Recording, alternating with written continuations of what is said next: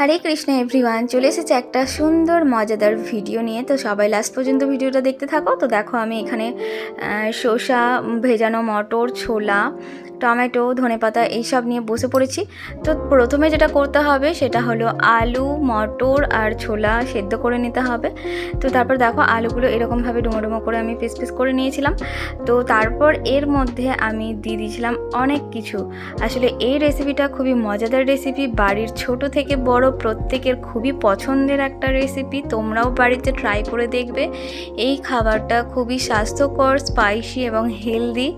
তো এই খাবারটা তোমরা সবাই একবার করে বাড়িতে বানাবে।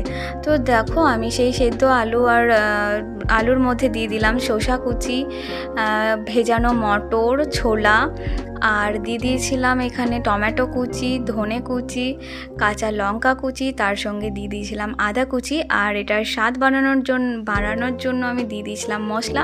সেই মশলাটার মধ্যে ছিল জিরে, ধনে আর শুকনো লঙ্কা। আমি গরম কড়াইয়ের মধ্যে ভেজে নিয়ে সেটা পেস্ট করে দিয়েছিলাম।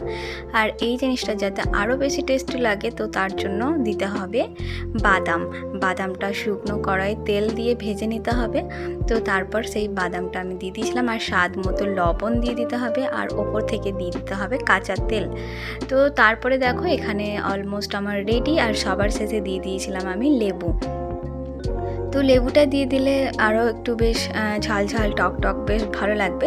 তো দেখো আমার সুন্দর এই স্পাইসি খাবারটা রেডি হয়ে গেছে। আমি ভগবানকে সন্ধ্যাবেলায় ভোগ লাগিয়ে দিয়েছিলাম। তো এবার এই সুন্দর রেসিপিটা আমরা সবাই মিলে প্রসাদ পাবো। তো ভগবানকে সুন্দর করে ভোগ লাগিয়ে দেওয়ার পর আমরা সবাই প্রসাদ পেয়েছিলাম। আর আমার মায়ের রিয়াকশানটা দেখে তোমরা নিশ্চয়ই বুঝতে পারবে যে কতটা টেস্টি হয়েছিল। তাহলে এই রেসিপিটা সবাই বানিও আর আমাকে কমেন্ট সেকশনে জানিও কেমন হয়েছে।